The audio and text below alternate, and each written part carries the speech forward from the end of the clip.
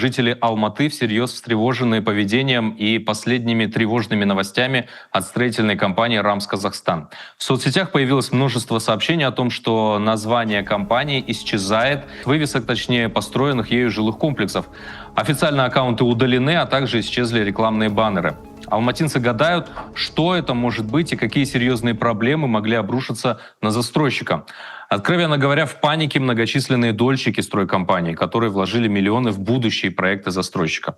В сети муссируются разные версии от простого ребрендинга до банкротства и ухода из страны. В самой компании, кстати, уже заявили, что, несмотря на все слухи, никто никуда исчезать не собирается. Как пояснили представители застройщика, просто идет ребрендинг.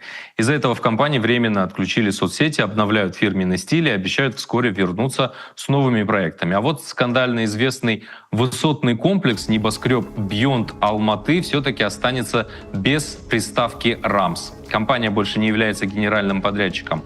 Все вопросы по поводу будущего небоскреба на Тимирязева Сейфуллина советуют теперь адресовать собственнику земельного участка.